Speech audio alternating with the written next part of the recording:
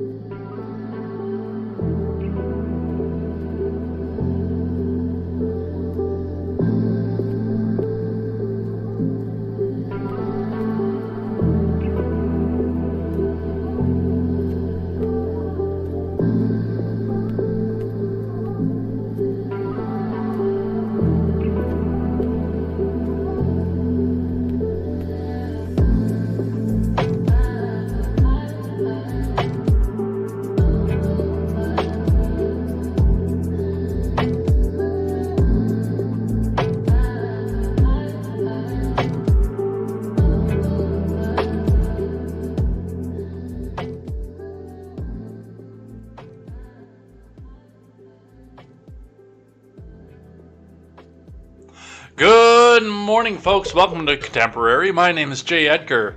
We've got a full slate of news to go over today. Some of the stuff that was carried over from yesterday, of course, and the live chat today. I have the names of everybody who chatted in the live chat written down in the handy-dandy notebook right here. I ran out of red ink in my red fountain pen, which made me sad. It was one of the first fountain pens that I've ever had. It was the very, very last one out of the pack of 6 that I got when I decided to learn what fountain pens were. The last one that introduced me to the practice, and it is gone. It is empty.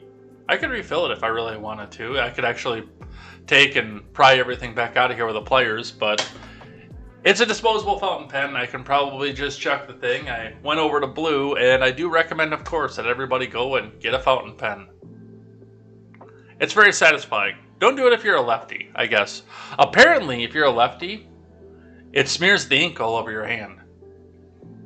I don't know, I'm not left-handed. I can barely use my left hand for anything, but we could talk about fountain pens, and I could do that all day, or we can sit down and talk about what's happening in the news for the day, and we've got some bangers here today. We've definitely got a few of them that are out there, but the biggest takeaway off of this, and while I was setting up for today, is the fact that there really isn't anything on the January 6th committee. Like, literally, if you go down the 6 pages, or the 6 points that we should be taking away from the final primetime January 6th committee hearing, it's all hearsay. They have nothing, and they know it. And nobody watched this time through. A few partisan ones who already had their minds made up went up to say, see? But nobody watched this thing. Nobody cares. They care about the fact that they're being gaslit to be told that the gas prices are great, even though they're still approaching $4. And we did have another little bit of reprieve, by the way. I don't know what the Madison gas prices are right now, rather, but when I came down into Redacted, I saw another probably 5 cents off. So it leads me to believe that they probably went down in the chart that we're going to look at as well. But let's get into it. Let's get started. Before we do, make sure you guys go check out great programming such as the Daily Ignoramus, the Breakdown with Birkenhoff, the R-Rated Conservative, who will be coming back, according to Jobber 9, in the very near future. It does appear that he had success and he has moved. So I've actually got to give him a call at some point this weekend and congratulate him for that. Want to make sure he's doing okay and dealing with the heat well, because I don't know where he moved to. I have an idea, and if he went to where I thought that he was, and he was very public about where he thought he was going to be going to, so I don't really have to mask it as much, but I still am going to mask it for right now, just because when he's ready to tell you where he is, he can tell you where he is. But hopefully, yeah, he'll be coming back after the move. Also, go check out the Porch Boys. Check out over on Twitter. Watch Tweets by Brit. Watch KTZed is not here. Go check out both of those. It's going to be a great time. They're great people to go and follow. They're great friends to liberty. They're great friends to freedom. And they are great friends to life as well. So go and check out all of their stuff. Let's get into the news and let's get started with finance for the morning. Starting with the Dow, which had a down day through the majority of the day, but was able to eke out a win throughout the day yesterday, bringing itself back up the 32,000 mark to 32,036.90 throughout the day yesterday. It looks like the futures are dropping just slightly right now, so we'll see what happens and where we go with that. Or maybe we'll have a little bit of honking again, and BlackRock will get some more taxpayer dollars to go buy up a bunch more stocks and keep everything up above so we can keep our most vulnerable voters into their 401ks. Looking at the Bitcoin, another steady rise to Bitcoin, bringing itself up over the last 24 hours to 23,634.90 now. That is not without a tumble throughout the day already this morning.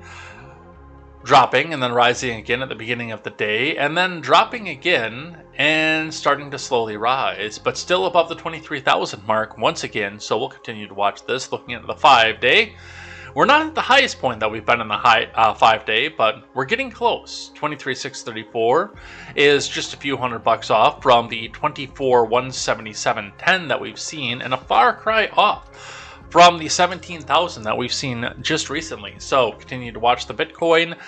As I always say, that seems to be the biggest indicator of the shortest term of the economy. So we'll continue to watch that and see where that goes. The gas,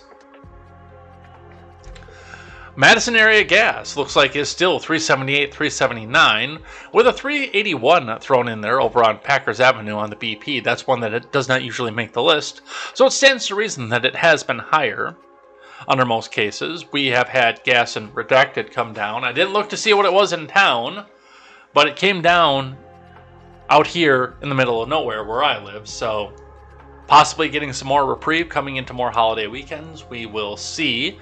I don't see it getting back below 2 before the midterms. I don't see it getting back below 2 in this presidency either, but we'll see what happens and where that goes. Let's see what IBD has to say. Let's get the live chat up. It is live chat day, and I don't have the live chat up right now, so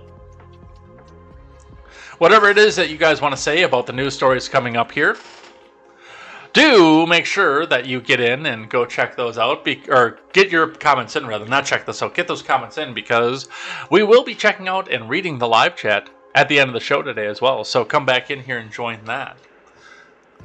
From Investors Business Daily, Dow Futures snap hits, crash hits online giants after Tesla drives market rally higher, from Ed Carson.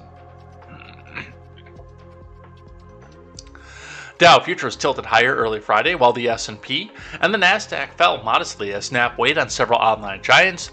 The stock market rally with Tesla and lower Treasury yields driving Nasdaq higher. There is growing optimism that the market bottomed in mid-June. The Nasdaq could be ready for a pullback, however, especially with so many earnings coming next week. In Thursday's session, Tesla stocks surged on earnings, blasting higher. Shares cleared an aggressive buy area, but now look extended while still being well off highs.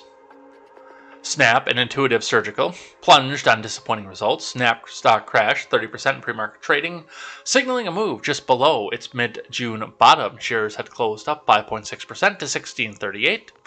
Snap reported a quarter 2 loss that was slightly worse than expected, while revenue fell short. The Snapchat parent also wouldn't offer a quarter 3 guidance while announcing $500 million in a buyback program. Snap will slow hiring and curb operating expenses. Snap dived 27%, 24%, and 43% after its prior 3 earnings reports. I might grab one of those just for the hell of it, because that seems like one that's at the bottom right now. Although I don't see a lot of people using Snap anymore. It's become like Facebook. It's not just something edgy where the teens are going out and showing pictures of their feet to go try to get simps to simp for them. The boomers are using it now as well. All that's bad news for the social media firms and online ad development firms. Facebook parent Meta lost 4% and Google parent Alphabet sank 3% ahead of their earnings next week. Trade Desk retreated 6.5%. Twitter earnings are due Friday morning. Twitter stock fell 3% ahead of results, with Elon's contested takeover of the deal providing some support. Intuitive Surgical earnings fell for a second quarter, while revenue growth slowed for a fourth straight quarter to just 4%. Both missed views as the robotic surgery giant blamed the Pinko-Pox's ongoing impact on the elective procedures. Intuitive Surgical stock dove 12%, set for a tumble back below its 50-day line. The Intuitive Surgical earnings and commentary could be a bad sign for other medical device, products, and systems makers.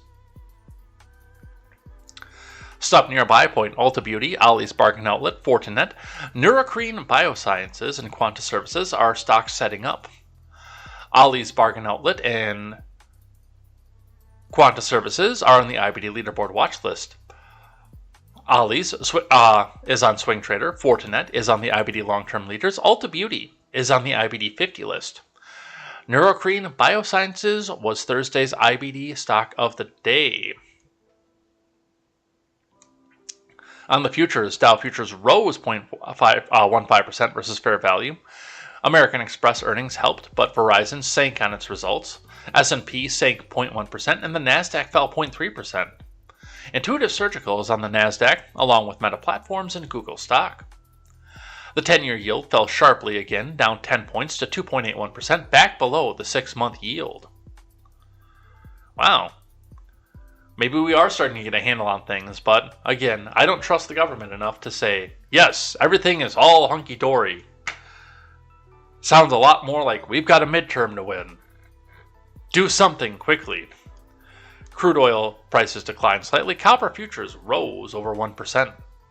And remember, overnight action in Dow futures and elsewhere doesn't necessarily translate into actual trading in the next regular stock market session. All right. My second finance article is a bit of a propaganda piece from our friends over at CNN. Hang on, I've got an emote for that. Our friends over there in CNN, Russia broke the stock market. Now there's only one reliable way to make money. There's always been only one reliable way to make money. And that's to work for it. That's to get up in the morning, every day, and go and do something that you might love or something that you might hate. But to go out, trade your labor, and do something.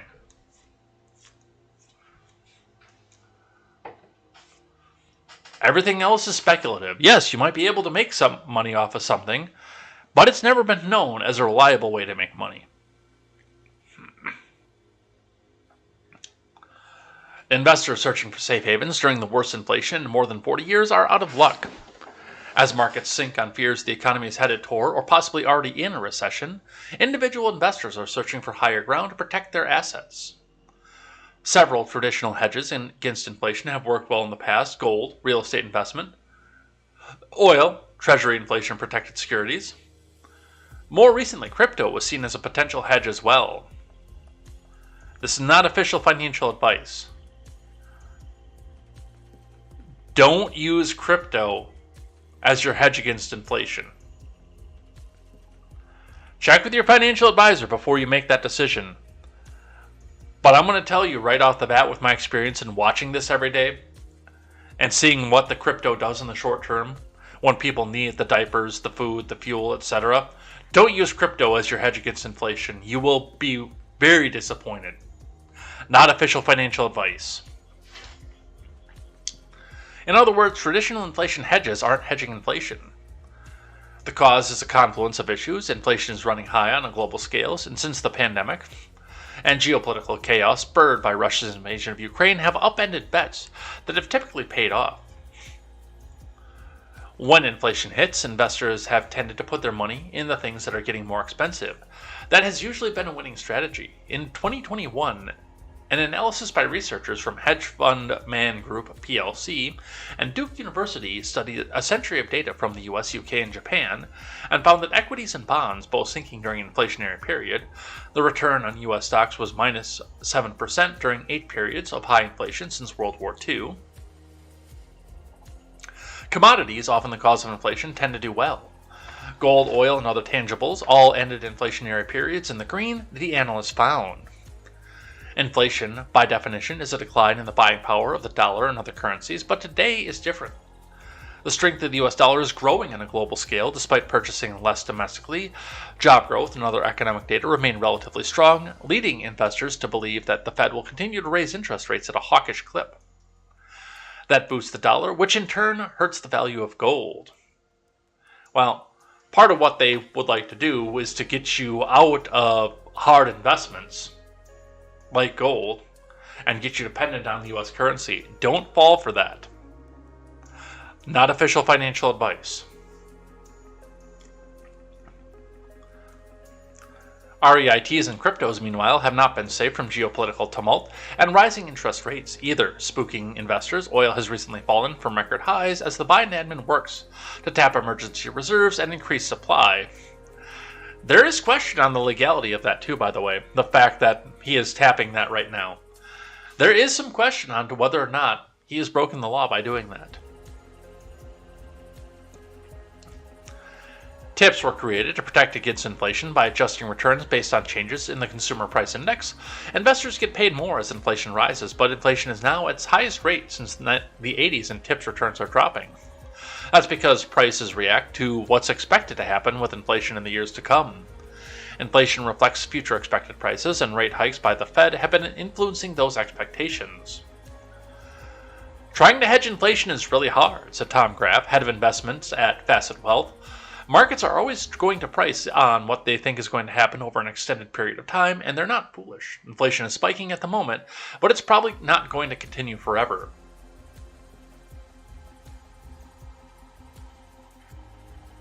You're just figuring that out now? As long as the Fed is credible and says it's going to work to bring down prices, inflation won't fully be priced into the hedge, he said. There's a lot of what's happening here is a lie. Oh, that's actually bold. I thought that was something on my screen around the R there. No, that's actually in bold type. There's a lot of lie in this, but there's a lot of lie by structure to make sure that the people who read CNN are right there to go and say, CNN is right. They know what's best for us. They're going to tell us what's best for us. Let's just trust CNN. Okay, we'll stop our spending. That's the only way to stop inflation. We'll tighten the belt a little bit because the Biden admin has told us. And that is one way to fight inflation, but it's not working. As we get more and more government bills to go send billions with a B to the Ukraine, and people are starting to question, even on the hard left with NPR, the corruption of the Ukraine and whether or not the money that's there is being laundered at this point. These are questions that are starting to come up with people, and that's something to pay attention to with all of this as well.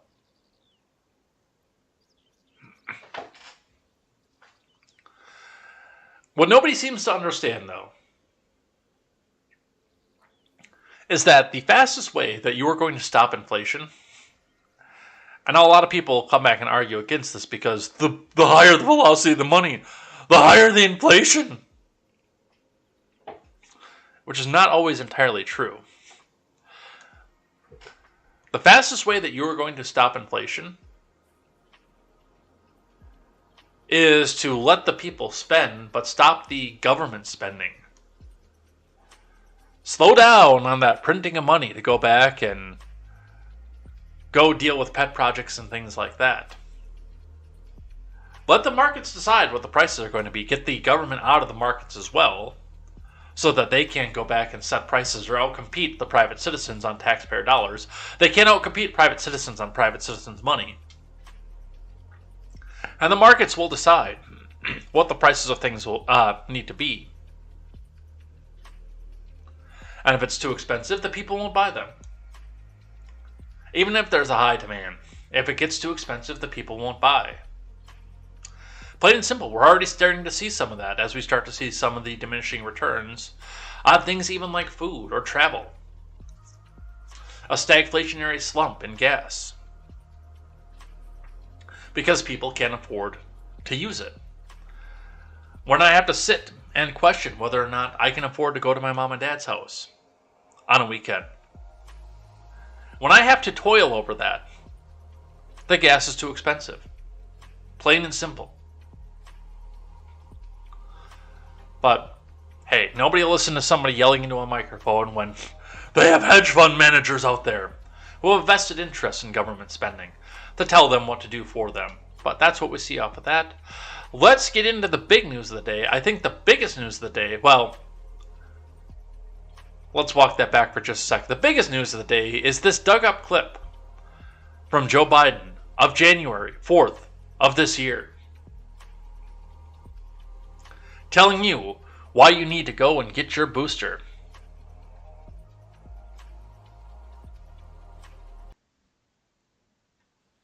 There's no excuse for anyone being unvaccinated. This continues to be a pandemic of the unvaccinated. So we got to make more progress. So there's no excuse for anyone being unvaccinated.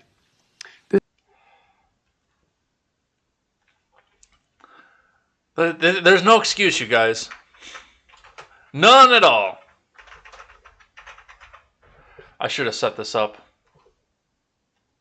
before the show, but I just thought about doing it now. So, there is no excuse whatsoever. You should just be vaccinated. Just do it because the government told you. Because this is a pandemic of the unvaccinated. And only the unvaccinated are getting sick. Except, from the Associated Press, Biden, fully vaccinated, fully boosted, tests positive for the pinko pox and has very mild symptoms. From Zeke Miller. Oh, what's that?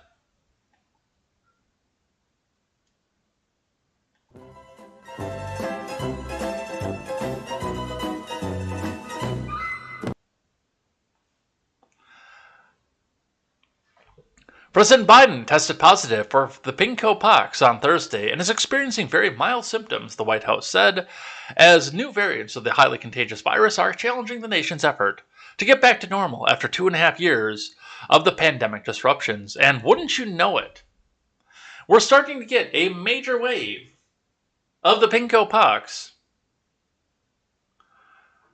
Why? Wouldn't you know it? 5 months before a major election that has the possibility and the potential to shift power in Washington, D.C. White House Press Secretary, token diversity hire, said Biden has begun taking Paxlovid, the antiviral drug designed to reduce the severity of the disease. He was isolating at the White House and continuing to carry out all of his duties fully, she said. So, the pinko pox made him more productive? I'm confused here. Because he wasn't carrying out all of his duties fully before he got this. Biden's physician, Dr. Kevin O'Connor, said in a letter that Biden had a runny nose and fatigue with an occasional dry cough, which started yesterday evening. Well, he's had that since the beginning of his presidency. That's not new.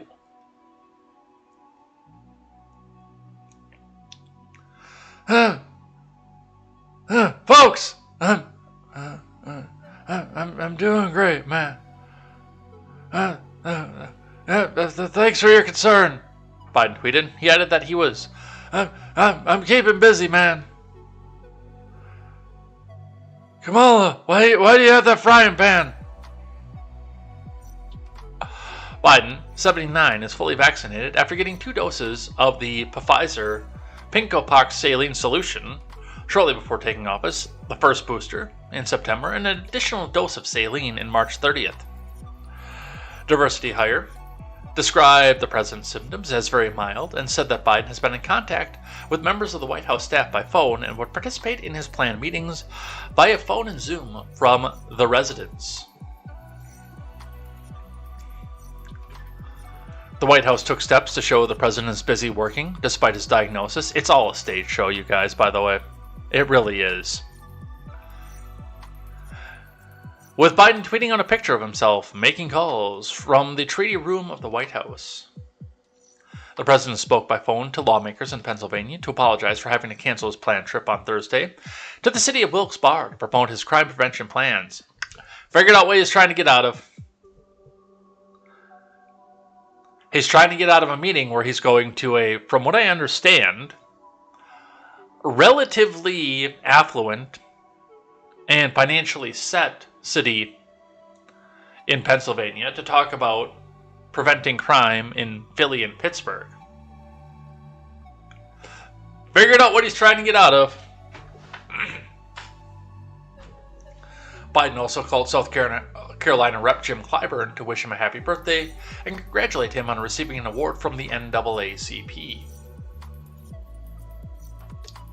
O'Connor wrote in his letter about the president's treatment plan, I anticipate that he will respond favorably to Paxlovid, as most maximally protected patients do.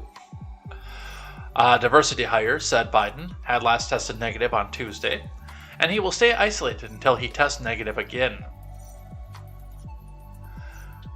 First Lady Dr. Jill Biden, speaking to reporters, as she arrived for a school visit in Detroit, said she had just gotten off her phone with her husband. He's doing fine, he's doing good, no questions. The First Lady, who was wearing a mask, said she tested negative earlier in the day. She will keep her full schedule in Michigan and Georgia on Thursday, though she will be following guidance from CDC on masking and distancing, said Michael LaRosa, her spokesperson. The president spent much of his last week in Israel and Saudi Arabia. White House officials told reporters that Biden planned to minimize contact during the trip, yet as soon as he exited Air Force One on July 13th, the president was fist-bumping, handshaking, and even seen in the occasional hug. The CDC says symptoms can appear 2 to 14 days after exposure to the virus. So we're at 9. Biden had a minimal public schedule after returning from Saudi Arabia late on Saturday night, attending church the next day and helping to welcome Ukraine's First Lady, Olena Zelenska, to the White House on Tuesday. The president traveled to Massachusetts on Wednesday to promote efforts to combat climate change. Dr. Snyder, an infectious disease specialist at the University of Pittsburgh, said in an interview that it wasn't surprising that Biden had tested positive, given the extent of his activities and interactions with people. He said Biden appears to be pursuing a treatment that should enable him to recover without facing even worse health risks. He's 79 years old. Waking up is a health risk for the current occupant of the White House. I'm sorry. I know it sounds like a mean thing to say, but at that age, waking up is a risk. And that's not to detract from the people that I know that are that age, that are waking up every day. Good on them for doing so. But you can't stand back and pretend that there's no risk in this world, especially once you get to that age. He's put himself in a place to have the best possible outcome, which is the lowest probability of being sick enough to get to the hospital or even, heaven forbid, in intensive care or dying, Snyder said. Did you just hear Kamala Harris's ears perk up?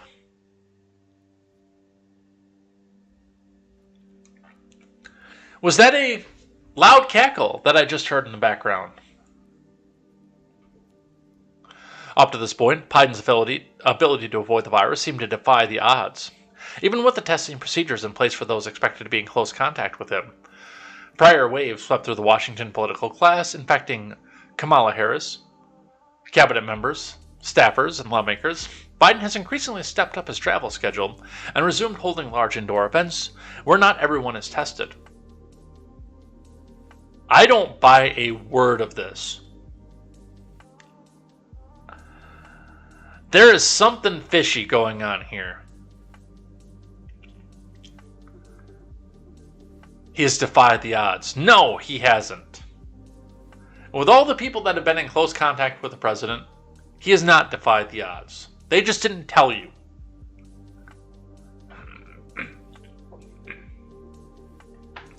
A White House official said Harris tested negative. She was last with the president on Tuesday and spoke with him on the phone Thursday morning. Harris planned to remain masked on the guidance of the White House medical team.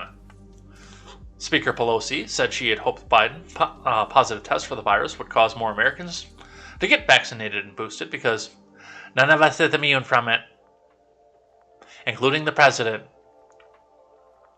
And we all really have to be really careful. Senate Leader McConnell on Twitter said he wished the president a speedy recovery. What a hug fest. I know our very own Arvold was out here responding to this, saying that he has prayers for the president as well, for two words, because A, we pray for our enemies, and B, President Harris, which he's got a good point on that one. I'll give him that. But that's what we see for that. However, not everyone's been cooperative with this. Question as to where the president was infected. Token University hire has this to say. Where exactly was the president infected? Where was he infected? I don't think we know. I certainly don't know if you have any thoughts on that. Look, I don't think that matters, right? I think what matters is we prepared for this moment. I think what matters is what Dr. Jha just laid out. If we look at where we were a year and a half ago, this is a president, when he walked in, one of his first priorities was to make sure we had a comprehensive plan to get people vaccinated. Where exactly was the president infected? Where was he infected? I don't think. Those words are all nice and good and pretty, Token University hire. They really are. But the fact of the matter is for the first year of this thing, we had a draconian level of contact tracing where people were told, hey, you were in close contact with this person, violations of the 4th and 5th Amendment, by the way, within a recent time. You better go and shelter in place. You better go shut down your life. You better lock down your small little town. Otherwise, you hate grandma. So yes, I would like to know where it was that they suspect that he got this. Especially since everybody is supposed to be testing constantly to make sure that they don't have this thing. I mean, I have an idea of where he got it. It might border on tinfoil and conspiracy, but I've got an idea.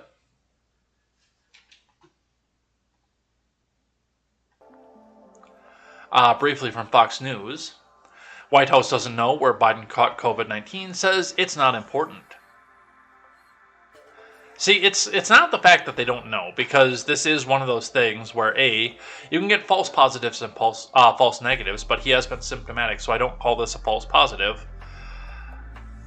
And this has been such an exponential spread into what has turned out to be, after 3 generations, such a mild disease. A lot of people actually don't know that they have it, instead of, oh, well, I was just an asymptomatic case. No, you were a false positive.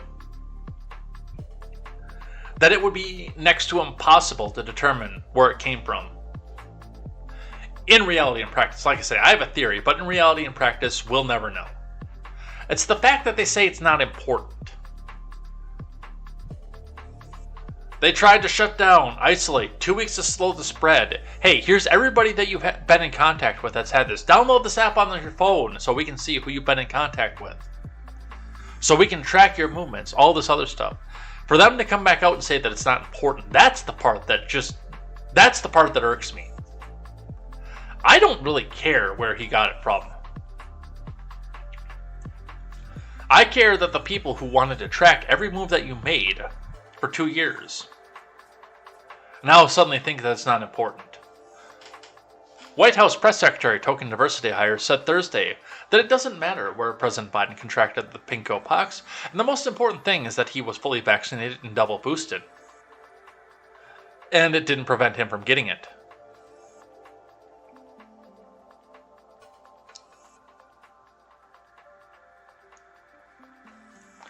Biden tested positive Thursday and is experiencing mild symptoms, including a runny nose, occasional dry cough.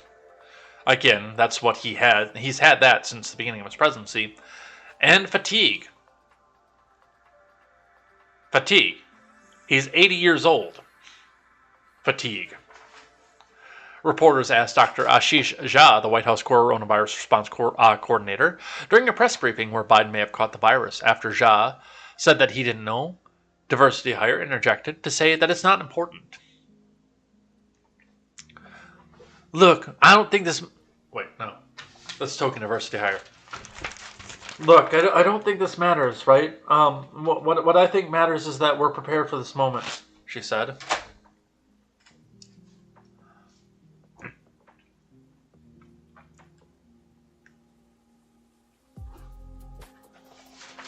I think what matters is what Dr. Jha just laid out. If we look at where we were a year and a half ago, this is a president, when he walked in, one of his first priorities was to make sure that we had a comprehensive plan to get people vaccinated. And now we look today, and more people are getting closer to having a more normal life. Vaccines are available. Which is funny, because my life never stopped being normal. Except for 3 weeks where we were on hours cut. My life never stopped being normal. So, there it is. The president has the pinko pox. Let's talk about the reaction to the Supreme Court. House passes bill to protect access to birth control and the latest answer to the Supreme Court. Now, this one I have not read. But a new friend of the show, Rebecca, has now pointed out a point in this contention that we'll be looking at as we go. But let's talk about this. And I will be reading the full text of the full bill over the weekend, just to see how draconian it actually is. From Melissa Quinn.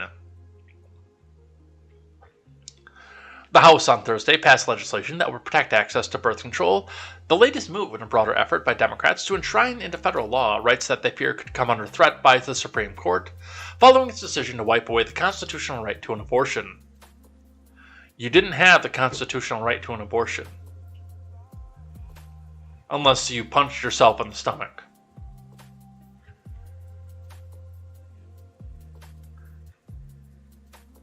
And you don't have the federal right to contraception. You have the right to pursue contraception. That falls under the pursuit of happiness. You don't have the right to be successful. The vote was 228 to 195, with 8 Republicans joining every Democrat in voting in favor. All 195 no votes came from the Republicans. The Republican members who voted for it were, hey, here's a who's who of neoconservatives who just bow out gracefully and lose to Democrats. Cheney, Katko of New York, Kinzinger, Nancy Mace of South Carolina, Fred Upton of Michigan, Brian Fitzpatrick of Pennsylvania, Maria Salazar of Florida, and Anthony Gonzalez of Ohio. The bill, called the Right to Contraception Act, now goes to the Senate, where it's unlikely to attract the support of 10 Republicans needed to pass it. The measure would create a statutory right for people to access birth control. That's not a right. The American people need a lesson on what a right is. This is a privilege from living in the society. And by the way, it's a privilege that I'm fine with. You don't have the right to somebody else's product or labor.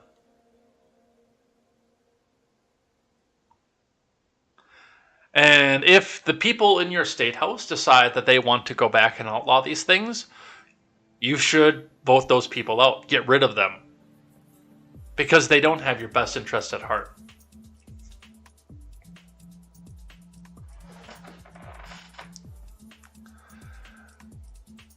The measure would create a statutory right for people to access birth control and protect a range of contraceptive methods, as well as ensure healthcare providers have the right to provide contraception services to patients. They don't. We're not willing to play defense on this critically important issue, Kathy Manning, a Democrat from North Carolina who sponsored the measure, said during a press conference to promote the bill on Wednesday. We are playing offense. Well, you are offensive, so there's that. House Speaker Pelosi accused Republicans of attempting to roll back the clock for American women by curtailing access to birth control, but declared, "We are not going back."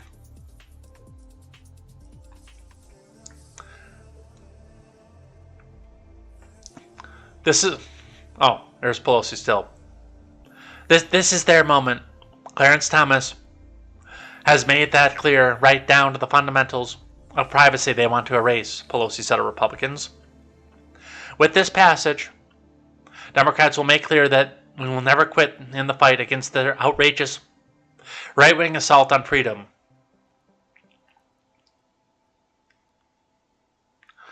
The White House supported passage of the plan to protect the right to contraception and said in a statement that access to birth control is essential to ensuring all people have control over personal decisions about their health, lives, and families.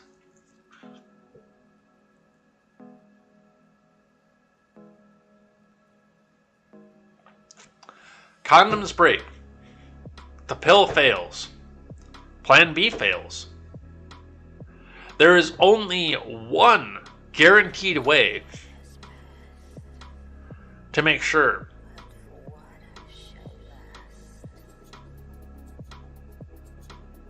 that you have control over your health, life, and planning a family.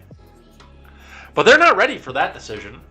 And again, I am not in a position in my life, after the way that I lived my life, through my 20s and beyond, to preach chastity to people. I'm not. But I practiced my life in a way to make sure that I would almost never be in this situation. I have to say almost, obviously.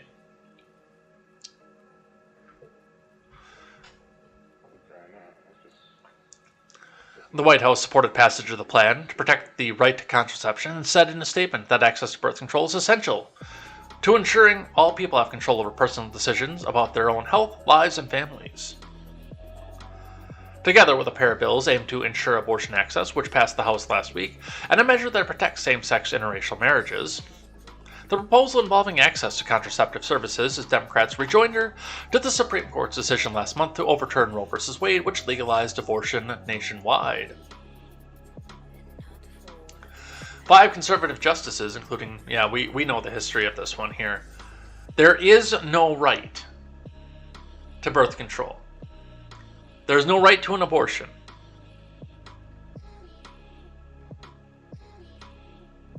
And for God's sake, the government should be out of marriage in and of itself. As I've said, if I ever do get married, which, given the fact that it is now 2022, I'm 2 years away from being 40. So my prospects are getting slimmer and slimmer at this point, and I probably won't at this point. But if I do, I will get 2 certificates once I get married. One from the state of Wisconsin that says you have the ability to file taxes together jointly and make health care decisions for each other. And one from the Lutheran Church Wisconsin Synod that says you have been sanctioned by God to have sex with your wife.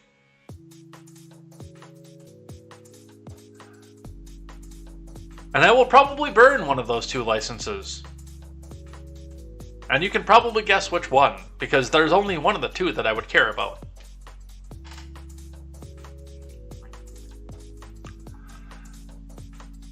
Alright, a couple things with that. Rebecca on Twitter new friend of the show, who also hates Twitter, by the way, tweets out, "So I was reading the contraceptive access bill, and this part troubled me. Doesn't this infringe on the First Amendment?" So let's plan this out and see. Providers' refusals to offer contraceptives and information related to contraception based on their own personal beliefs impede patients from obtaining their preferred method, with laws in 12 states as of the date of introduction of this act, specifically allowing healthcare providers to refuse to provide services related to contraception. Yeah, that actually does kind of infringe on the First Amendment. And it's another one of those things where they're trying to come down to the church and say, you have to go to the church and provide a same-sex marriage. Otherwise, you're discriminating. You have to violate your beliefs and provide abortion. You have to violate your beliefs and bake the cake, bigot. That's what this comes down to, is bake the cake, bigot. And by the way, I'm going to come to this pragmatically from the woman's side. If you are a pro-choice woman who wants to have 24 baby daddies in the span of a month and then have to decide who the father is at the end of the month before you go out and get the abortion, is a person who has a religious belief that goes against, that's pro-life, is that a person that you want to have as your general practitioner? That's an honest question. Is that somebody who you feel will have your best interest in mind? And I'm sure the hospital or the medical system that you go into, or your insurance company, by the way, can recommend somebody who's a lot more in line with your beliefs. Instead of forcing somebody to, oh yeah, no, you're fine, and half-heart this because he's being forced to by the government. Would that not be a better situation for you? I feel like that'd be a better situation for me.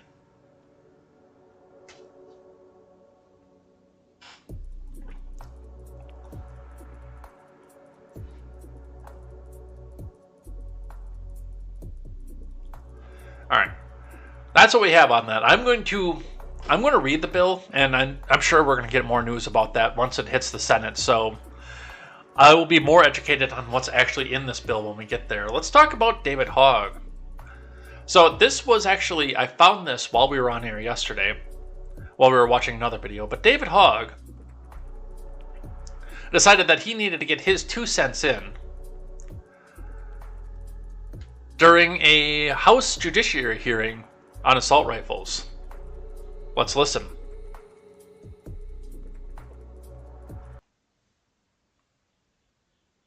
Reiterating the points of mass shooters in your manifesto. The shooter at my high school, anti-Semitic, anti-black, and racist. The shooter in El Paso described it as an invasion. Guess what? Those guns are coming from the United States of America. They aren't coming from Mexico.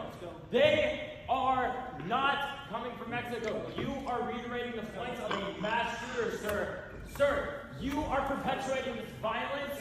You need to realize this is not about a Democrat or Republican. Stop these things now. Go, David.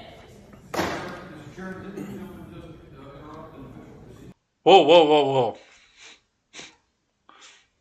Based.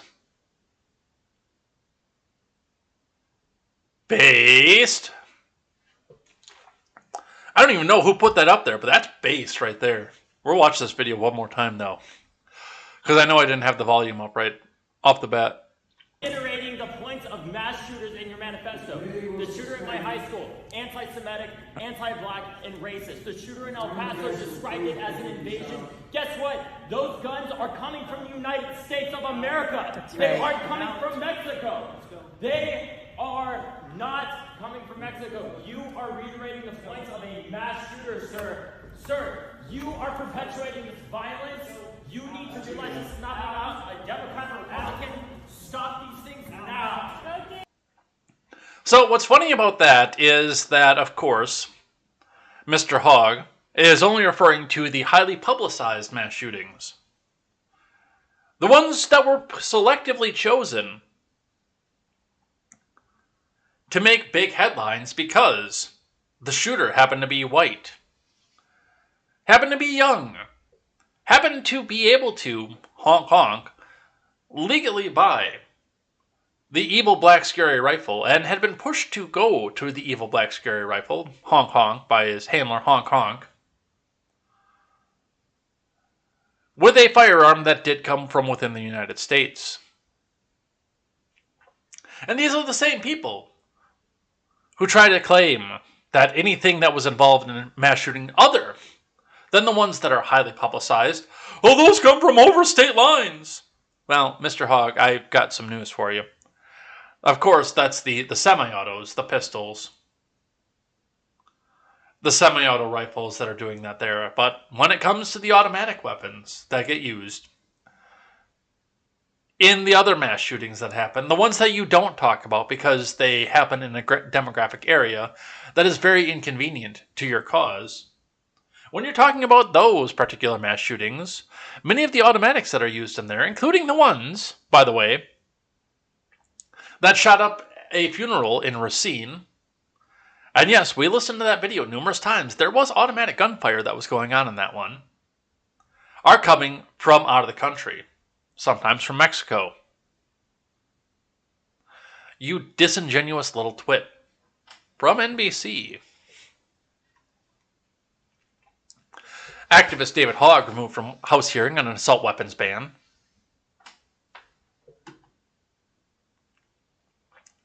From Zoe Richards.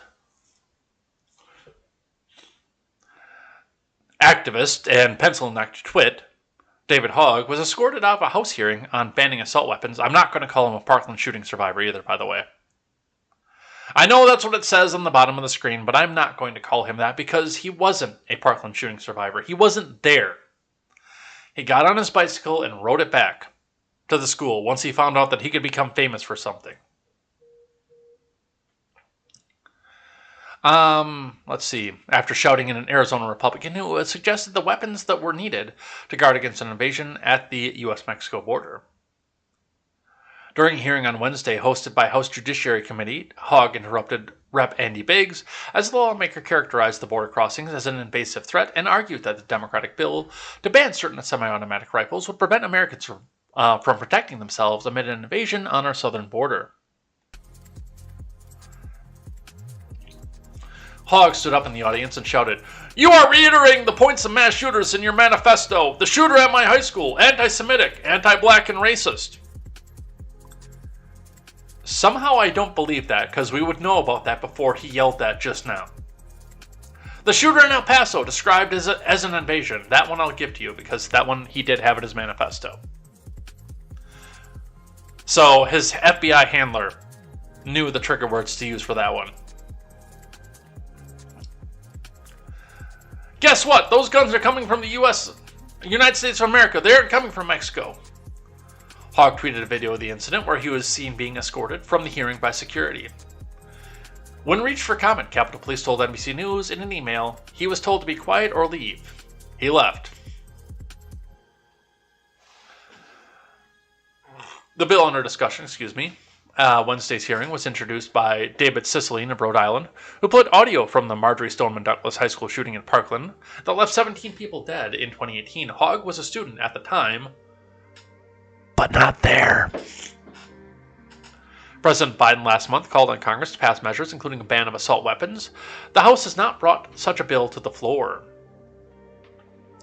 Congress last month passed the most sweeping legislation designed to prevent gun violence in nearly 30 years. The bill signed into law by Biden provides grants to states for red flag laws. So bribery on a federal level enhances background checks. So Fourth Amendment violation to include juvenile records and closes the boyfriend loophole. So Fourth and Fifth Amendment violation by keeping guns away from non-spouse dating partners convicted of abuse.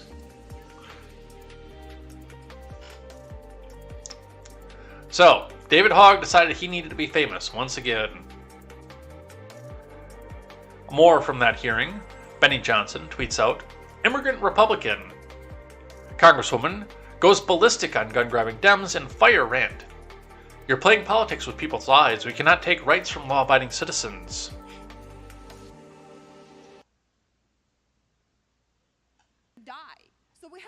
what works, what doesn't work, because this bill is really about taking the rights from law-abiding citizens.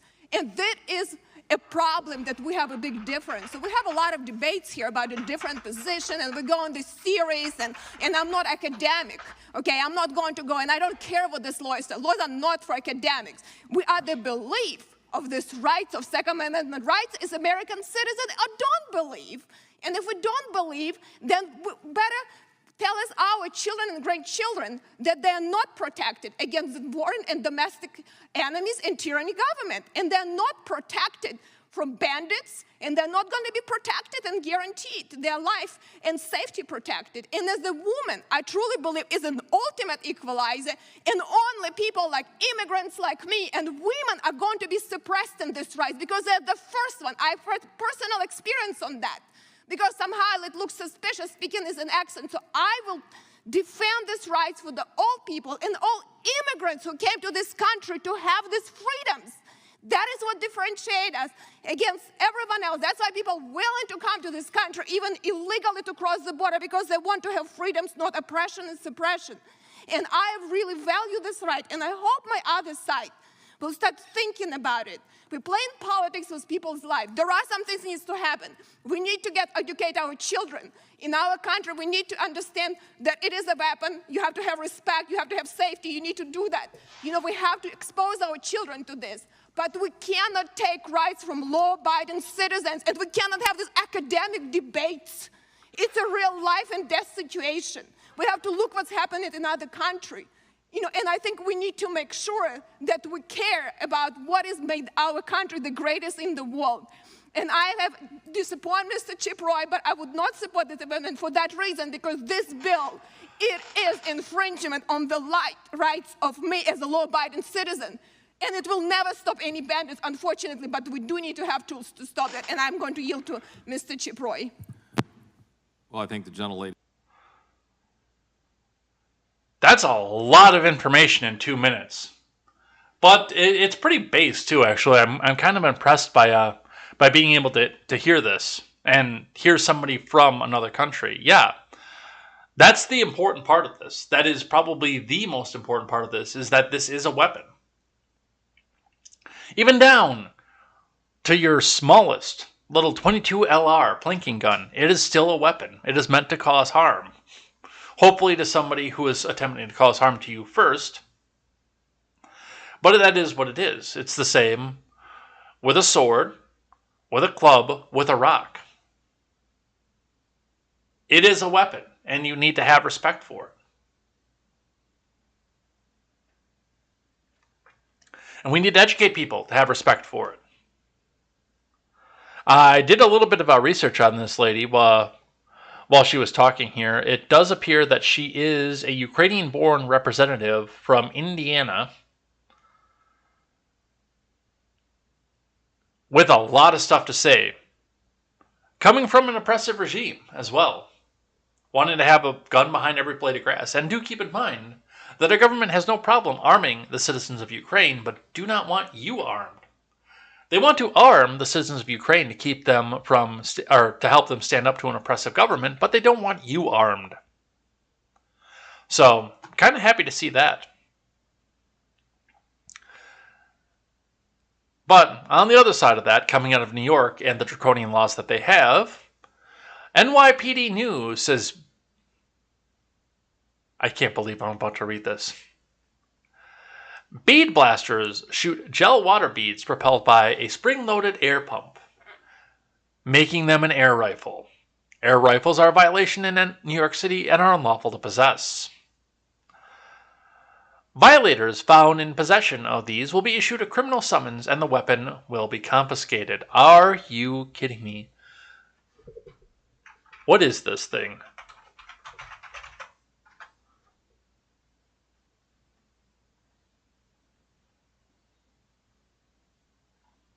What is a bead blaster?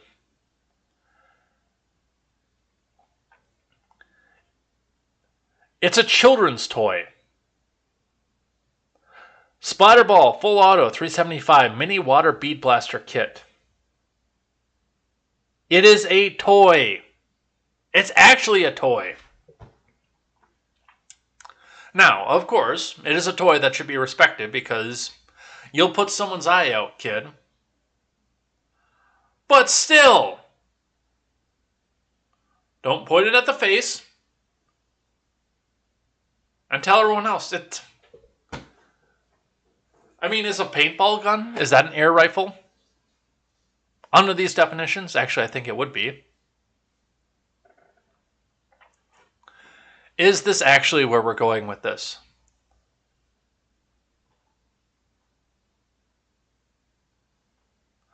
Alright, some people that I'm probably sure are wishing that they had had a firearm at the time.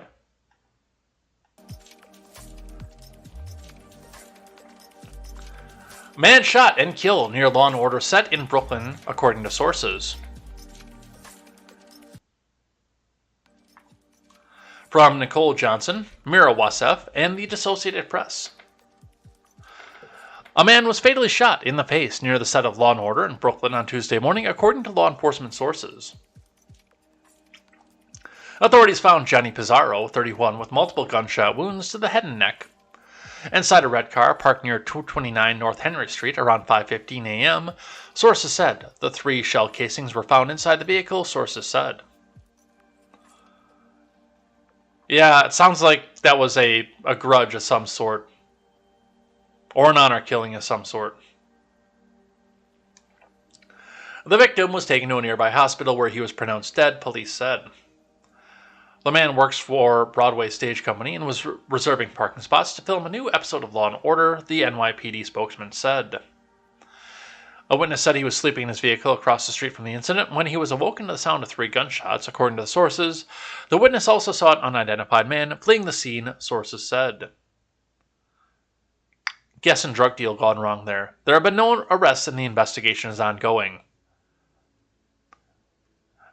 News photos from the scene showed police tape blocking off the street where traffic cones stood in spots where cars normally would be parked.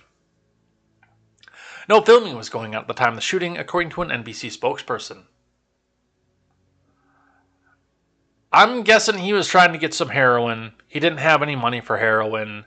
The dealer got mad and bam, bam, bam, blap, blap, blap. You're done.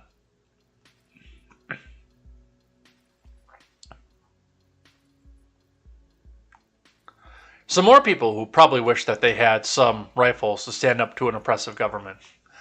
Europe plans to force countries to ration gas as Russia weaponizes energy. From Anna Kuban. Yeah. Who could have seen that coming?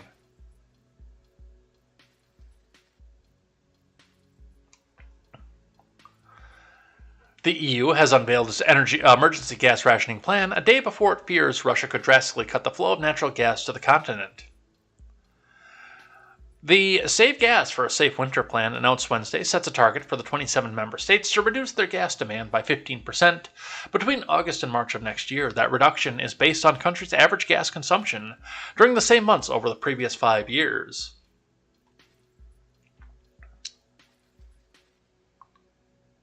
The plan is focused on curtailing demand by businesses and public buildings rather than private homes.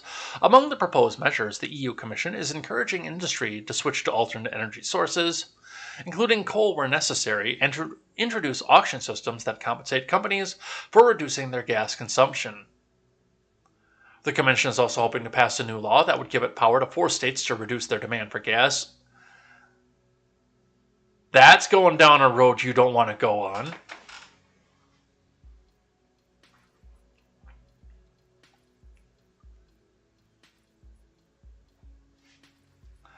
Where there is substantial risk of severe gas shortage or an exceptionally high gas demand, it said in a press release. This is going to be an interesting winter, I'm going to tell you that right now. And I hope you've got room in your home for refugees, because once it gets cold out in Europe...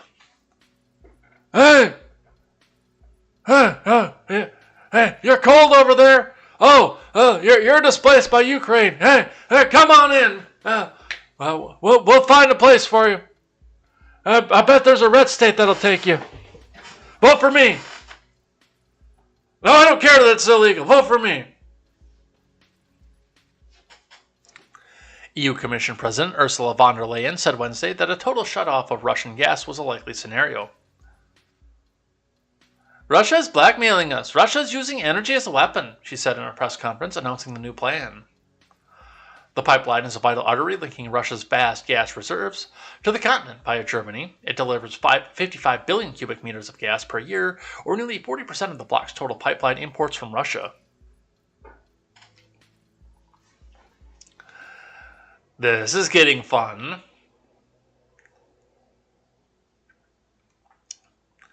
So we'll continue to watch this and see where this goes. NPR tweets out, since the start of the war with Russia, the Biden admin has mostly ignored Ukraine's corruption history.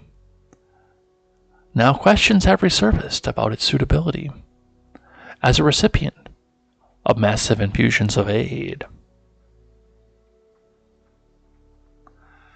And Stephanie over on Twitter, definitely not advice, says, we've been questioning it. This isn't news. It's just convenient to throw them under the bus now. And yes, we have been questioning this for quite a while. So let's read the article that's in question here and see how it is that they're throwing them under the bus. Corruption concerns involving Ukraine are revived as war with Russia drags on. This comes to NPR from the Associated Press, but NPR still needs to buy this propaganda piece, so you need to hit that donate button because it's not your money, comrade.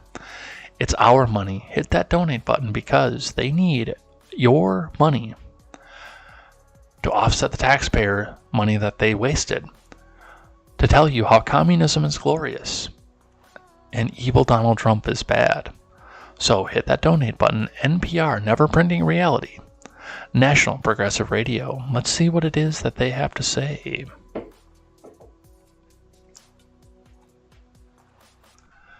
Ukrainian President Volodymyr Zelensky's dismissal of senior officials is casting an inconvenient light on an issue that the Biden admin has largely ignored since the outbreak of the war with Russia: Ukraine's history of rampant corruption and shaky governance. Along with the Biden admin's a history of rampant corruption and shaky governance. It's almost like they were made for each other. I'd like to see a few of these people now start to take the Ukrainian flags out of their profiles as it presses ahead with providing tens of billions of dollars in military, economic, and direct financial support aid to Ukraine. Money laundering. It's money laundering. Call it what it is. And encourages its allies to do the same. The Biden admin is now once again grappling with long-standing worries about the Ukraine's suitability as a recipient of massive infusions of American aid. Oh, you mean we shouldn't have been defending the Ukraine like it's the 51st state? Really? Those issues, which date back decades and were not an insignificant part of former President Trump's first impeachment, had been largely pushed to the back burner in the immediate run-up to Russia's invasion during the first months of the conflict, as the U.S. and its partners rallied to Ukraine's defense. Oh! So the question of why are we getting involved with this? And why is it such a crime for the former president to ask a question? And why, by the way, is the current president's son involved in a gas company when he has no experience with the energy industry? Oh, well, you're just an evil conspiracy theorist if you ask those questions. Hey, now we're asking these questions. But Zelensky's weekend firings of his top prosecutor, intelligence chief, and other senior officials have resurfaced those concerns and may have inadvertently given fresh attention to allegations of high-level corruption in Kiev made by one outspoken U.S. lawmaker. No, it's just because it's politically convenient, because people are starting to realize that as we go and send more and more taxpayer dollars and inflationary dollars to Ukraine, that is part of what's happening and part of what's driving our inflationary figures over here. People are starting to figure that out. So now we have to come up and say, oh, well, we figured out that it was bad to go send it over there after we convinced you for 6 months to browbeat anybody who has questions as a pro-Russia bigot.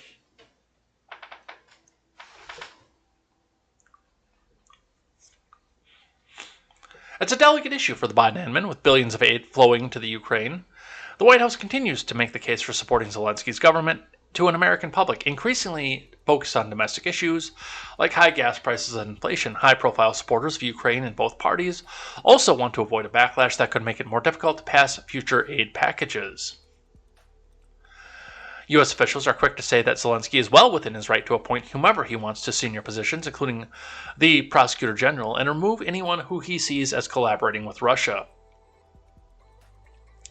Yet even as Russian troops were massing near the Ukrainian border last fall, the Biden admin was pushing Zelensky to do more to act on corruption, a perennial U.S. demand going back to Ukraine's early days of independence. How could Biden be pressing the Ukraine, to act on corruption?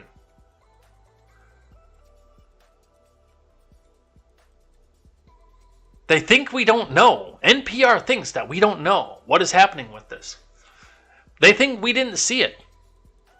When Democrats who impeached the president over a phone call asking, hey, what's the deal with the former vice president's kid? Can you look into this? We're now all of a sudden defending Ukraine like it was the 51st state. They're gaslighting you.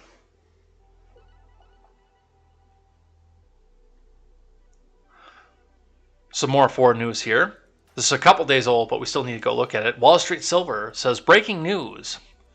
Tanks are being put out on the streets in China to protect the banks.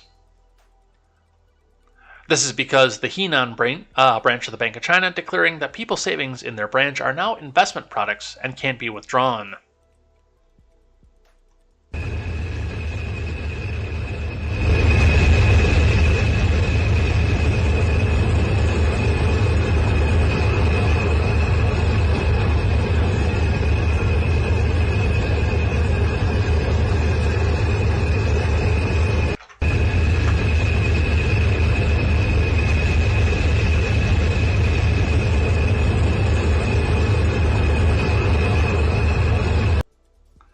So that's what we have for that. There's some more video of this.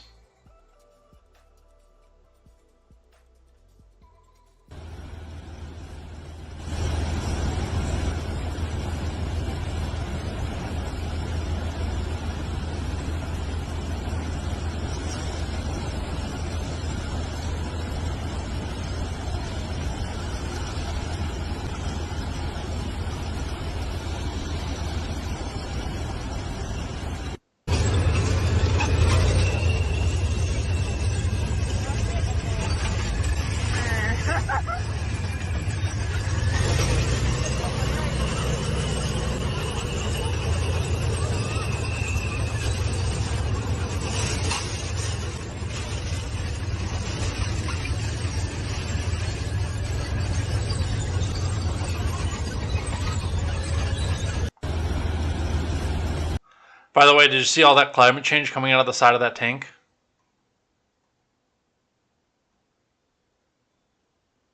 Look at all that. Look at all that climate change coming out of the side of that tank. Cheap Chinese crap, turbo diesel engine.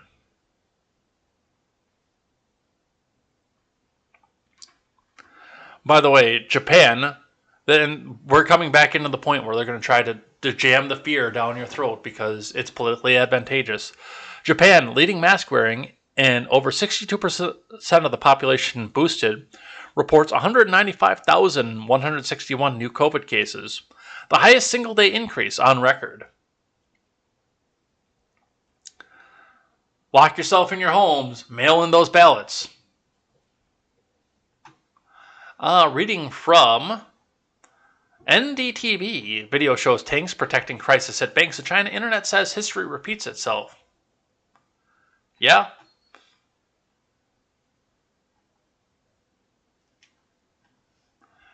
I don't have an author given on this, but I have an editor. Edited by Amit Chaturvedi.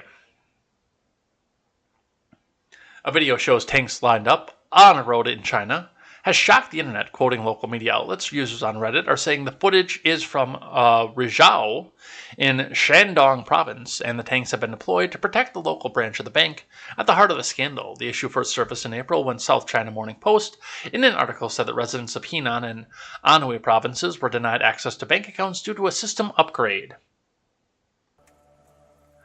Since then, bank deposits at Yuzhou, Xin Minsheng Village Bank, Shanghai Humin County Bank, Zhecheng Wangwai Community Bank, and New Oriental Country Bank in Kaifeng, hey, that one I can pronounce, in Henan Province, and Guzhen Jinhuahi Village Bank in neighboring Anhui Province have been affected, as CMP said. The video clip from Henan shows a long queue of tanks preventing locals from reaching the bank branch. As the camera pans, the tank's queue is seen covering the entire block. The locals look agitated, but are forced to wait because of the presence of the armored vehicles. Reddit users compared the scene with Tiananmen Square incident in '89. Hundreds of tanks were used to crush pro-democracy protests. Tiananmen Square 2, Electric Boogaloo, commented one user. Something, history repeats itself, said another. Yeah, they're not real big fans of freedom over in China.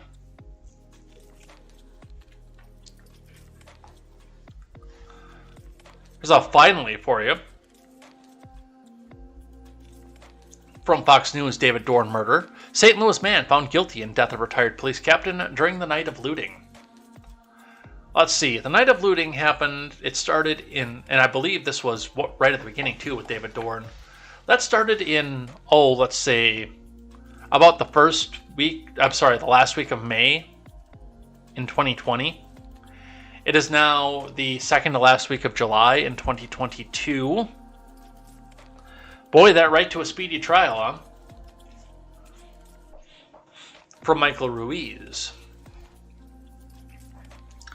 A Missouri jury found Stephen Cannon, the 26-year-old accused of gunning down retired St. Louis police captain David Dorn during a night of looting and rioting in June 2020, guilty on all counts on Wednesday.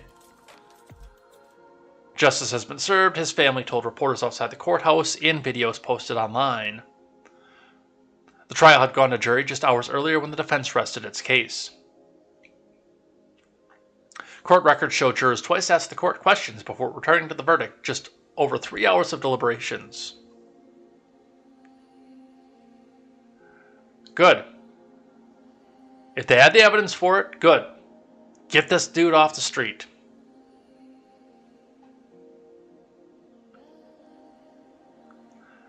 Uvalde update for you.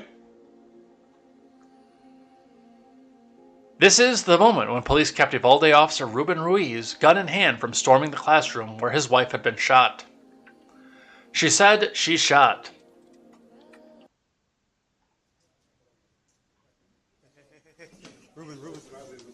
Ruben, she said she shot Johnny.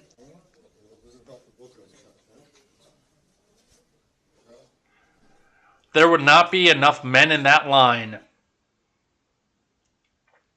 I've never been married, but I've been engaged 3 times.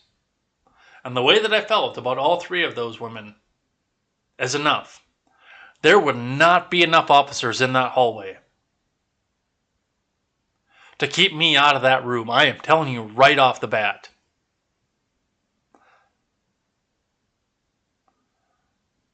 I would have a police issue 40 cal in my head if I was Ruben. Because the police themselves would have had to shoot me in order to keep me from going in there and taking it out on the earmuffs. Earmuffs, are we all good? On the bastard that killed my wife. There would not be enough officers in that line to hold me back without killing me on the way in there. But regardless. Ruben, she said she shot Johnny. That dude, if you ever see that dude, if you're in Uvalde or anywhere else in the country, cross your arms, turn your back. Show him for shame. For shame. For absolute shame. And again, I keep coming back to the fact that Uvalde was planned. For shame, though.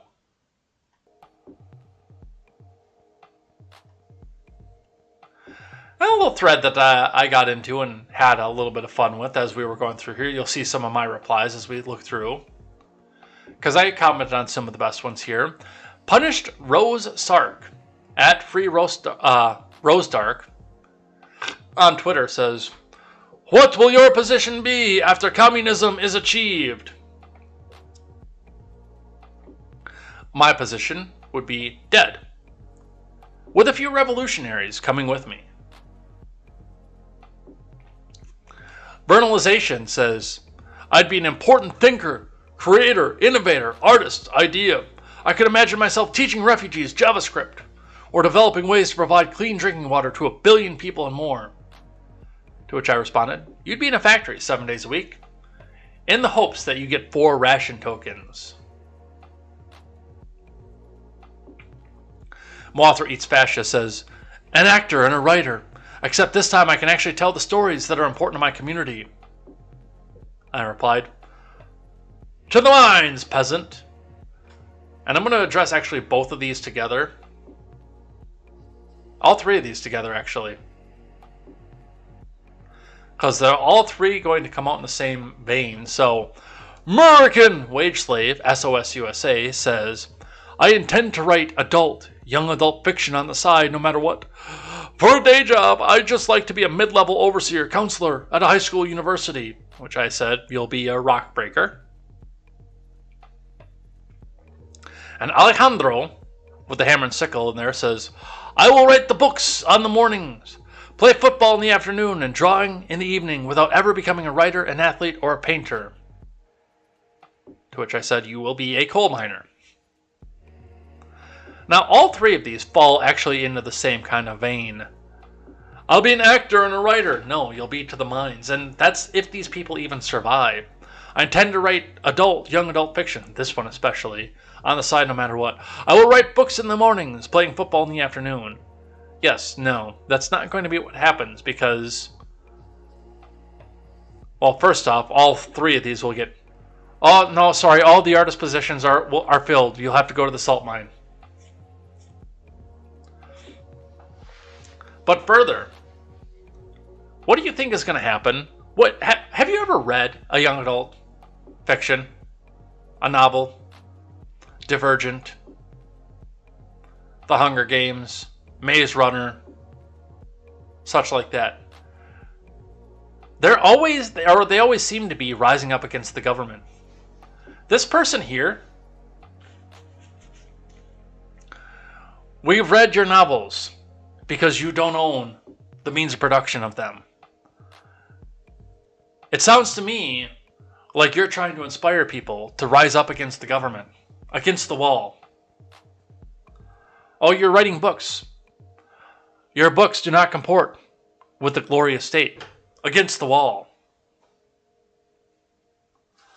These people actually believe that this is what they're going to be. They're going to go out and do this. And, I mean, Punished Rosark himself is JoJo fan, a Marxist-Leninist Maoist, 17, white, autistic, gender fluid, trans femme and TMA. Diavolo, Doppio, and Anusi are peak.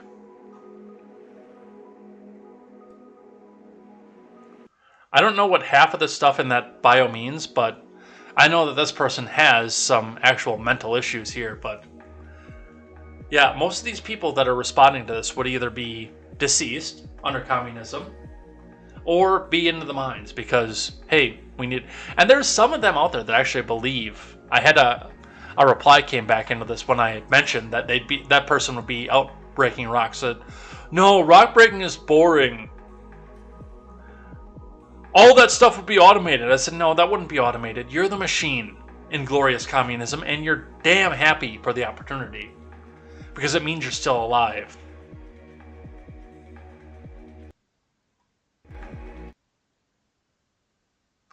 I don't know if the music is too loud, by the way. It's really loud in my ears. But I mean, it's not coming up to above the level where I'm talking at, so I'm not sure. But I feel like I have to be yelling over it because of what I'm hearing. Got to experiment with the mixing more. Maybe see if I can get an independent control of my headphones versus what is going over the airwaves.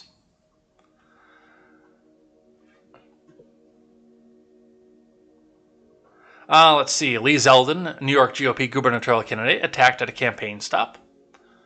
From Adam Sabes. And we are going to have to start wrapping this up here pretty quick. So we might jump right into the January 6th stuff. But I do have to get out of here at some point, too. I know, work. Which is lame, because I really want to get into this other economic stuff. But we're on the clock. Lee Zeldin attacked at a campaign stop from Adam Sabes. Representative Lee Zeldin was attacked during a gubernatorial campaign stop in Parenton, New York on Thursday, where an individual allegedly pulled a sharp object. Zeldin was at the VFW post-event giving a speech about bail reform when a man allegedly got on stage and wrestled with him, bit and pulled a blade out, according to a witness who spoke with Rochester First. The individual who allegedly tried to attack Zeldin was taken down by AMVET's national director, Joe Chenelly, according to the report.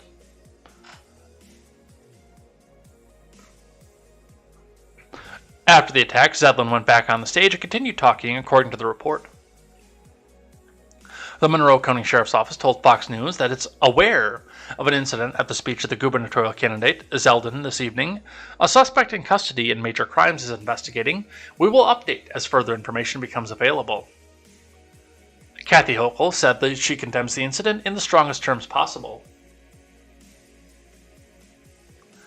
My team has informed me about the incident at Lee Zeldin's campaign event tonight, and while we funded it, we still condemn it. Relieved to hear that Congressman Zeldin was not injured and that the suspect is in custody. We will deny anything that he says about us. I condemn this violent behavior in the strongest terms possible. It has no place in New York, Hochul said.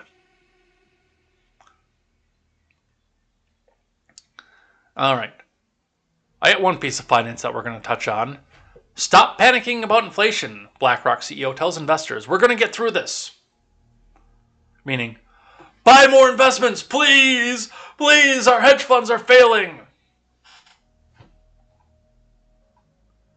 That's all that I have on that.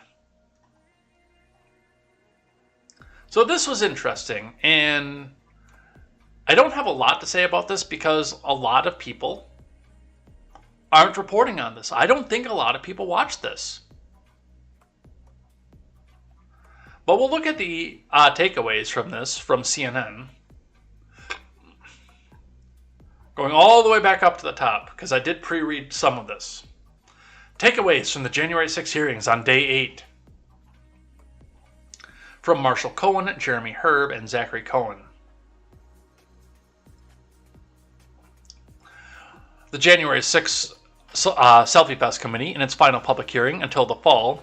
So we've ended season 1. We're done with that. Presented damning new evidence on Thursday highlighting then-President Trump's 3-hour refusal to publicly condemn the unfolding in Selfie Fest at the U.S. Capitol or call off the violent mob. The primetime session, the 8th hearing so far this summer, focused on the 187 minutes between Trump telling his supporters to march to the Capitol and when he finally told them to go home. The hearing was co-led by Rep. Elaine Luria, a Virginia Democrat, and Adam Kinzinger, an Indonesian politician who's about to lose his job. I will not use the R word for him either, by the way. 2 former Trump White House aides who resigned in the immediate aftermath of the Selfie Fest, Matthew Pottinger and Sarah Matthews, were coached and testified in person on Thursday. Here are takeaways from Thursday's epic primetime hearing.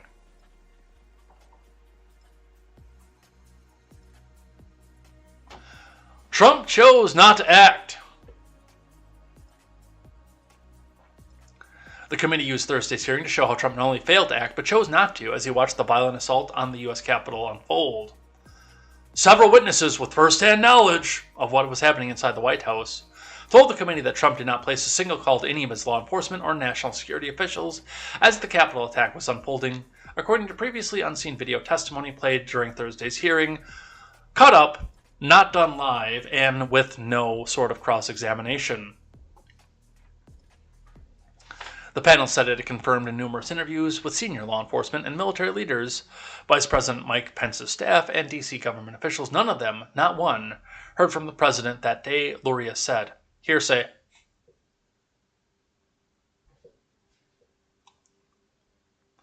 Former officials who were with Trump as he watched the riot unfold on TV, including then White House counsel Pat Cipollone and Trump's body man, Nick Luna, told the committee they had no knowledge of the former president making a single call to the heads of various agencies who could have responded to the violence, including Secretary of Defense or Attorneys General.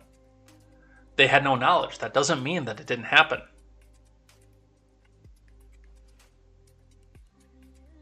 Keith Kellogg. Well, I never heard the former president ask the National Guard of law enforcement response. Kellogg assures us that he would have been aware if Trump had made such an ask. Number 2, we're starting to fear for their own lives. Disturbing audio and video showed danger felt by Pence security detail. Well, they put themselves in a situation, willingly, to take a job defending the president and vice president, no matter who they were. I would be surprised if they didn't feel their lives were in danger more often. That's just me.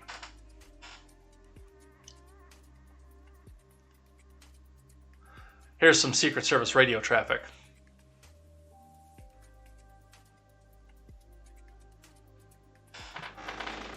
As rioters were entering the building, the Secret Service held Vice President Pence in his office right off the Senate chamber. Now listen to some of that. Oh, they can't get the building. Hold. Turn that door up. If we're moving, we need to move now. Copy. If we lose any more time, we may lose the ability to leave. So if we're going to leave, we need to do it now. They've gained access to the second floor, and I've got public about 5 feet from me down here below. Okay, copy.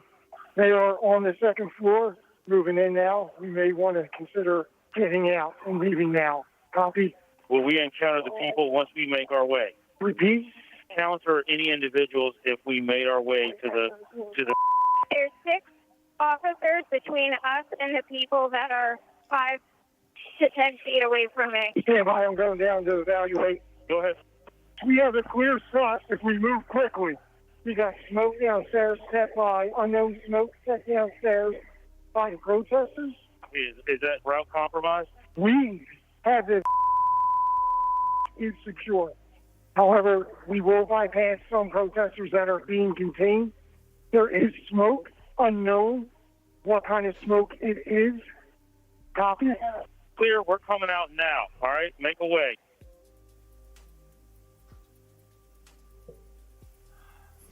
The president. And it cuts there, because of course it does. And of course they had to have all their selective editing and showing people running up the stairs. Committee contrasts Pence's presidential actions with Trump's inaction. That's because he's a boring neocon that'll bend the knee when it comes down to that. I don't even care about this right now. Committee goes after congressional Republicans again.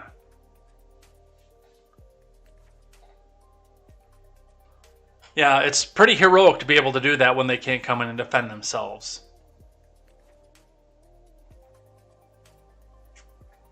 But this is the one that I wanted to get to. Committee adds corroboration of Hutchinson testimony. And how do they add corroboration, you say? Let's read. The January 6th Unselect Committee on Thursday provided new evidence to back up the explosive testimony of former White House aide Cassidy Hutchinson, who publicly described Trump's angry interactions with his Secret Service detail through another person because it was hearsay. After Trump was told he couldn't go to the Capitol. Luria said the committee had information from 2 additional sources to partially corroborate Hutchins' testimony. The Trump lunged at his Secret Service detail. One of the witnesses, Luria said, is a former White House employee with national security responsibilities. Hold on.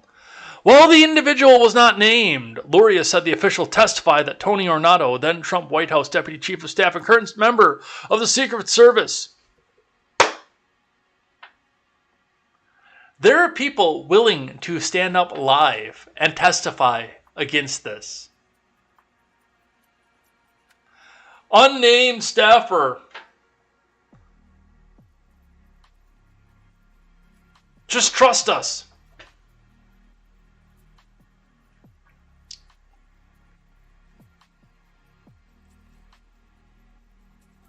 Told him the same story that Hutchins testified Ornato had told her. That Trump was irate when Engel, the Secret Service agent in charge of January 6th, would not take him to the Capitol. The second witness was a retired Washington, D.C. police sergeant, Mark Robinson, who was in Trump's motorcade that day. Robinson testified that the Secret Service agent responsible for the motorcade told him that Trump had a heated discussion with him with his detail about going to the Capitol. Oh, so you didn't witness the actual conversation.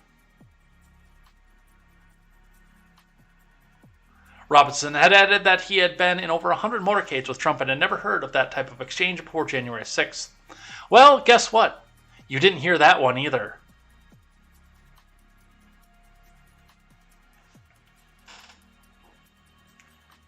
Hutchinson's testimony about Trump lunging at a Secret Service detail became a key point that Trump allies have tried to use to discredit the investigation. That's because it was false.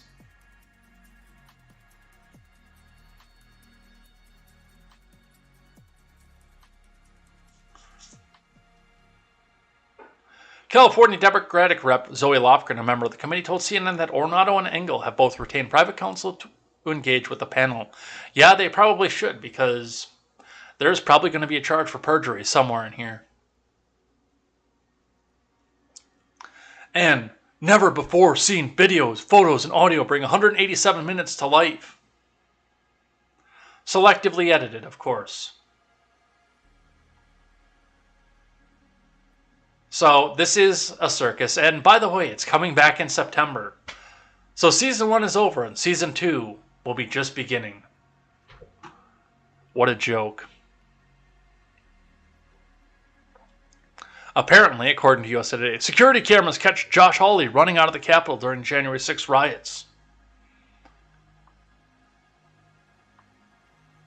I would have too. Even if I was a staunch ally, I would be too.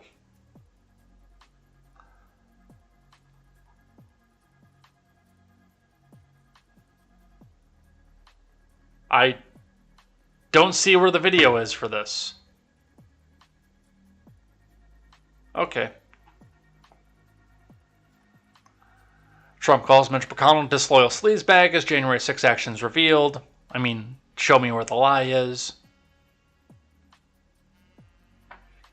From Ewan Palmer.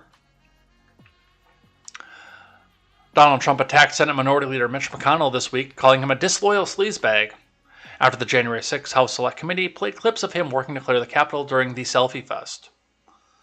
The former president posted a number of irate messages on his Truth Social platform before, during, and after the panel's live hearings on the Capitol attack on Thursday.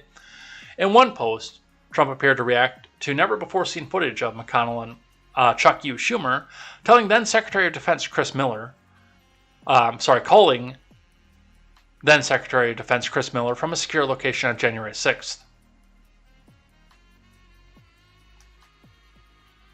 While President Trump refused the Capitol attack, the video...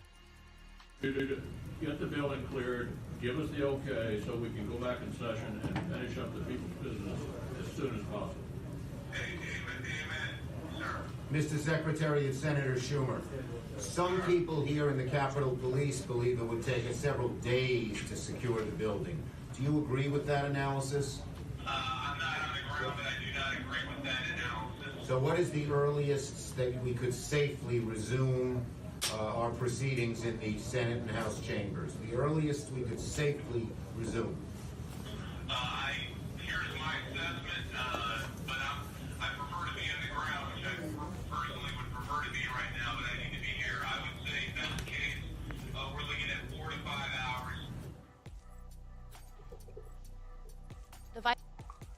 Well, I mean, McConnell is a disloyal sleazebag, so again, where's the lie?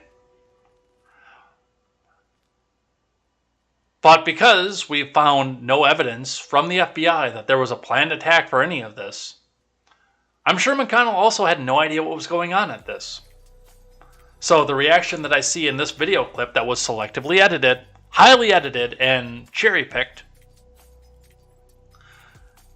and I'm sure that you wouldn't object to having a cross-examination of this clip,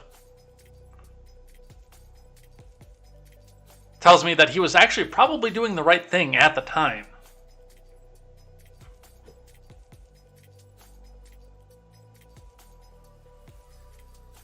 Alright.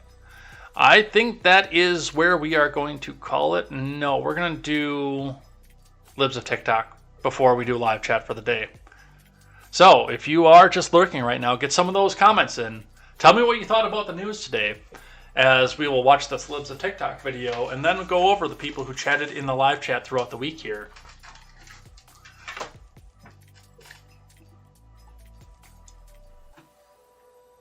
Okay, so it took a couple days for me to make this TikTok, without crying, because... Is that a dude or a chick? That is my first question right there, listening to that voice. Okay, so it took a couple days for me to make this TikTok, without crying, because that's what I do. Please ignore the dog bone crunching behind me. Anyhow, one of my students felt safe enough to share his pronouns with me. And when he did so, once the class knew that I knew, they all switched pronouns. They're second graders. Like, I'm torn between being really, really happy to be a safe space and just absolutely furious that an entire group of second graders has to keep this secret from not safe people. Why are kids feeling unsafe? And furthermore, why does everyone talk about how are the kids gonna understand? The kids fucking understand it. It's easy for them. It's the adults who have all of the frigging issues and hang-ups and bullshit. Kids are fine. Okay, so it took a couple days for me to...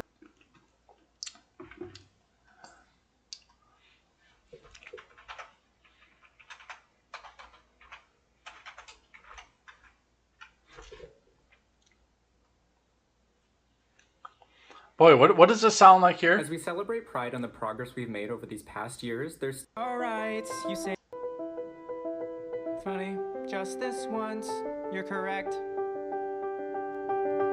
We'll convert your children. Happens bit by bit, quietly and subtly, and you will barely notice it. Pretty much. I gotta get a sounder board, because that's gonna go right on there, because we keep seeing these over and over again. These kids have no idea what their pronouns are.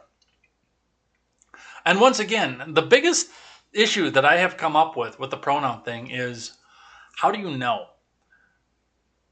You don't use somebody's pronouns when you're talking directly to that person.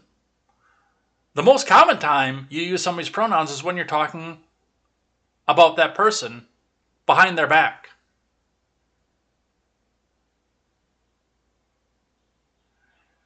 Or alternately, when that person is a sidebar in a conversation.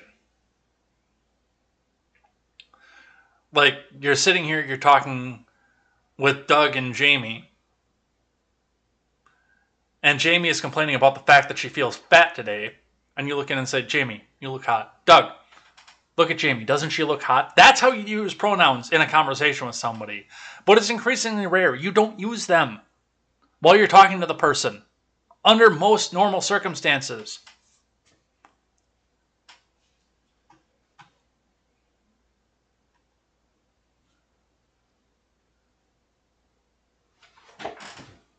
All right, that is what I have for the day. So, we'll figure it out. We won't do that song anymore. I will be doing... I got to put some money together. We're doing the microphone first. But yeah, I'm looking at sounder board too, because we can have some fun with that. Hit the button and hear, we'll convert your children. Happens bit by bit. All right. Let's look at what happened throughout the week here. You guys have been kind of quiet this week, but a lot of people. I got a lot of names on Thursday. Not so many on Tuesday, but I got a lot of names on Thursday. So we had a lot of chatters on Thursday, definitely. A lot of people will be getting a lot of thank yous. All right. On Monday, Ron Helton, Arbold, A Gaines P, who's giving out the gift subs again. If you have a gift sub, by the way, you have unlocked, or even if you got the Prime sub, you've unlocked the new emotes. Chaos Soul, Blind Fear, Random Randy, or Randy Crush Saga as he's known now, Carbs, Horatius, Miniature Blaze, and Play Don't Stop Believing, who did follow us, by the way. I don't know if they stuck around, because I haven't seen him chat since then, but he did hit the follow button. Tuesday, we had A Gaines, P, Arbolt, Ron Helton, Randy Crush Saga, McConnell Smuggles Coke was in here looking for fish picks, and Quest Fanning. Wednesday, we had Quest Fanning, Vampire Hunter D, Yuzhang Vong, which it is, by the way. I saw him in here again today, so seeing more of him around here, which is good. The more chatter we get, and the more messages you guys set in here, the higher we get recommended over on the Twitch side, so we can pull more leftoids in and shatter their fragile ideas of the world.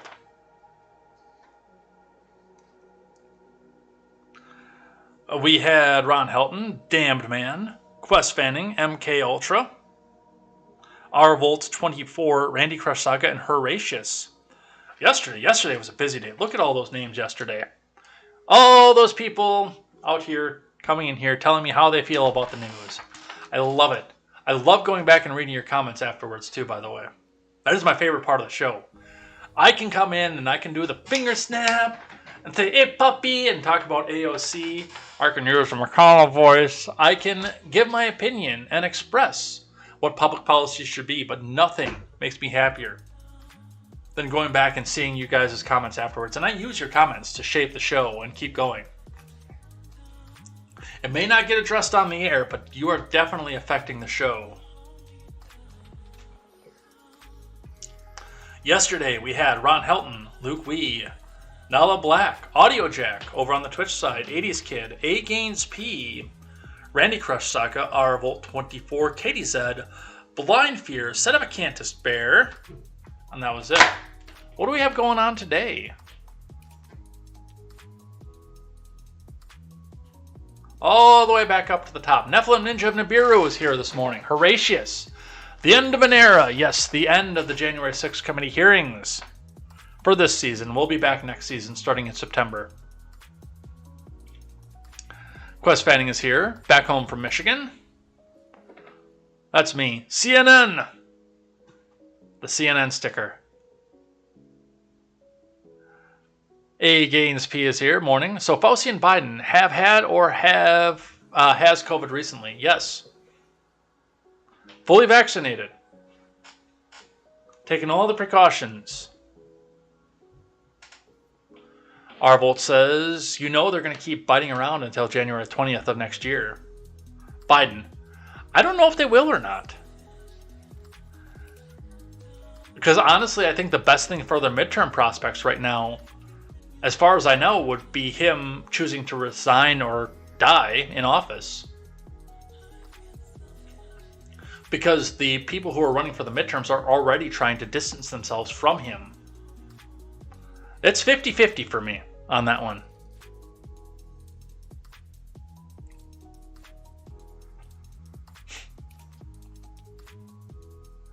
Quest Fanning, I prefer the original Arvolt. Yeah, they're going to keep biting around. How do you prevent pregnancy? Wear bell bottoms. Gaines says, it sounds like a Doja Cat fan, but I kind of missed what it was that he was talking about, so unfortunately, that's one of the hard parts about doing this at the end. Yu Zhang Vong is here, says, if Ed was a pro-choice woman, wait, isn't that what he is? No. I mean, you're welcome to reach down underneath and check. Might find something you enjoy. I may or may not enjoy it.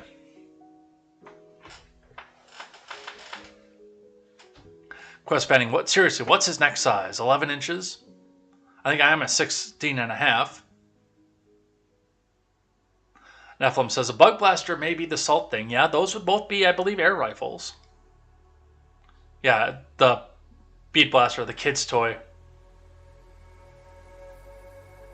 Yu Jing Vong says, how many sentences per section ended with sources said? Let's look.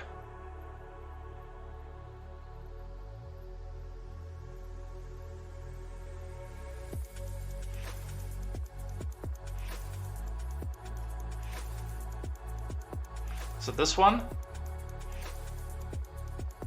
Let's see. We'll count that one. 1, 2, 3. We'll count police as sources, so 4.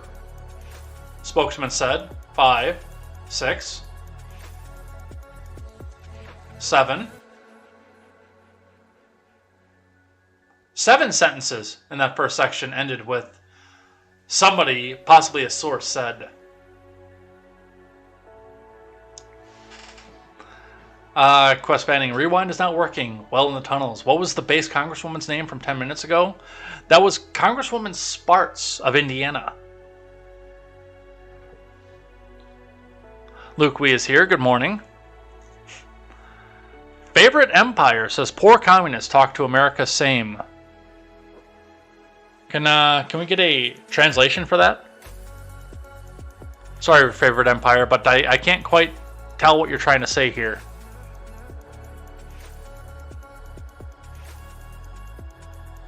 Arvold says, you don't really hear the music. Yeah, I noticed that too, actually listening back to a replay for once. I noticed how bad my microphones got. So we tried to do some adjust to that, but also how low the music was. Like, I didn't even realize it was still there while I was listening back to it. And I want to have just a little bit behind me, just in case I've got to stop and think or something. Which sometimes I say I should do a little bit more often, but... And it's just nice, it's calming, but it's really loud in my ears. And I'll experiment with it, because I can see the audio bar over here. I'll experiment with it and see if I can turn it down in my ears without turning it down for you guys. But one of the problems is I've got to sit back and remember to do it every single time, because one of the disadvantages of using wireless headphones, there are a lot of advantages to using wireless headphones, by the way, but one of the disadvantages is the way that Windows is programmed. Every time I turn my headphones back on, they default to volume level 66. Like, I can sit back and draw this back quite a bit. And it does look like, by the way, that the music level here is staying consistent with what it was on the output bar, so maybe that is something I could do. But if I turn my headphones off and turn them back on, they'll jump back up to 66. And plus, I'll also probably struggle to hear some of the video clips as well. So, Do Ninja Fart followed us. Thank you for that. One of the projects, and it might not be this weekend because I might go to my mom and dad's, but one of the projects that I'm going to do probably into the next week is figure out how to add the alerts onto this so we can see when somebody follows, so that Do Ninja Fart can get the recognition that he deserves for following us. So thank you, Do Ninja Fart, 37 minutes ago.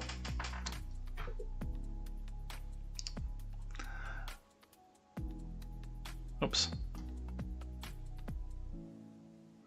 Quest Fanning says, they were unaware of such calls. Doesn't mean that the calls weren't made. Made me think of Office Space. I have seen that movie, but it's been a while. I wouldn't say I've been missing work. Arvolt, disloyal. Where's the lie? A-Gains 2. That's a chick cosplaying as a dude, I think. I couldn't tell. Like, actually, it looks... Let's do physiognomy. Let's do this. Like, honestly, and maybe the glasses are throwing me off, but the features look feminine.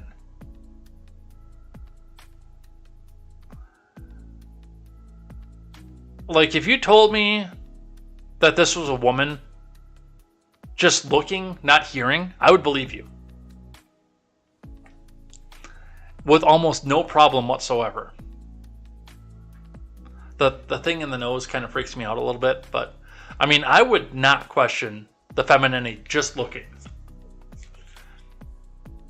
Maybe some smaller boobs, but you know, we see a lot of that in the anorexic culture, but it was the voice that got me. I make this TikTok without crying, because that's what I do. Please ignore the dog bone crunching. But the voice sounds so incredibly masculine. That's what confused me.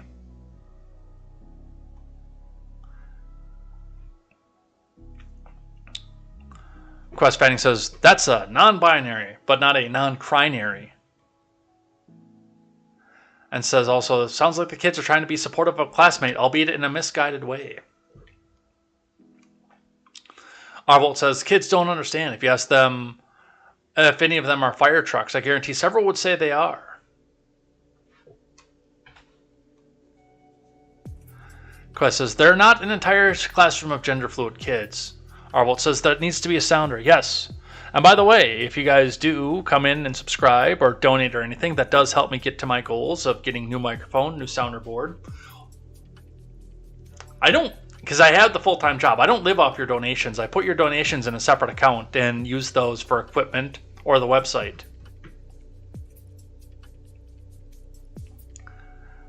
So everything that you guys put in goes back into the show. Just so you know. Except for the one day where KTZed told me to ask you guys for gas money, and then we found out how bad Buy Me a Coffee is. By the way, don't use Buy Me a Coffee anymore, and I will be taking those out of the rotation. Quest Fanning says, oh hell, I want to be a fire truck. Arvolt says, go down, yelling down the street, woo-ah, woo-ah, and spraying over a fire. Wait, I've said too much. And this is why Arvolt is no longer allowed near an elementary school.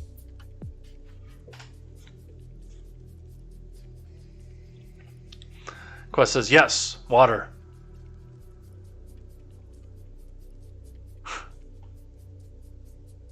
What's the foam they use for car fires?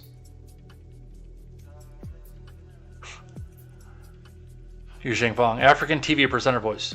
Why are you gay?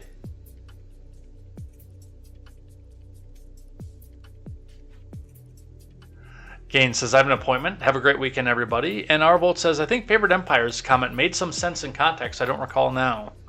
So, that's it. That's all of us. That's everything. We're done. Y'all have to play with the volume a little bit on this to see. Like I said, I love the wireless headphones. I love the fact that I can get up and either go open the blind or something while we're watching a video, or if the allergies do act up, I can get up and go blow my nose while we're in the midst of a video and something and still hear what's going on. Not wired.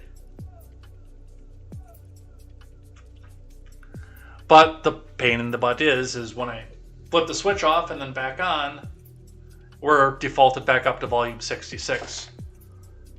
Maybe that's order 66. Maybe that is what's out there trying to kill me or something.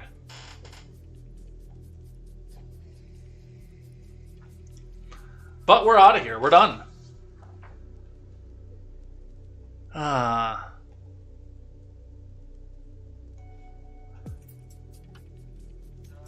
Let's get the music down. And the outro music up. Yeah, I can barely hear that. But I can see where it's coming up on the monitor bar there. So I know that you guys can at least somewhat hear it over there in the background for the outro off of that. But yes, with that, we're out of here. We're heading out of here for the weekend. Probably 95% chance no game stream this weekend. Because even if I don't get on the road, there are a couple projects that I can do, try to help to improve the show as well. So definitely come back and join us here, though, on Monday for more Contemporary. And we will do a game stream on Monday as well, because I'll be here and we'll be doing that. So we'll be here for the show bright and early in the morning, plus video games in the afternoon. So come back and join us for that. We'll be going back and doing the main quest in Fallout 3 And of course, some of the side quests as well, as we're going down and going and checking and seeing where the satellite dish is, going and checking out the mall and all the super mutants are there, and seeing how much harder the main quest is after we've done all the DLC and are already at level 20 in a 30 level cap game. So come back and join us for that. That will be at 5:30 probably, and the time does vary a little bit on the game stream, but about 5:30 Central Time on Monday night. Otherwise, 7:30 a.m. Central Time for more Contemporary. Come back and join us for that. More news, more headlines, some of the stuff we didn't get to today, and catching up on what happened over the weekend. I've got this feeling right now with the president having the coup, it's going to be a lot. I anticipate a 3-hour show on Monday. We'll see what happens. We'll see you then, and until then, I am Jay Edgar, and this is Contemporary. Take care.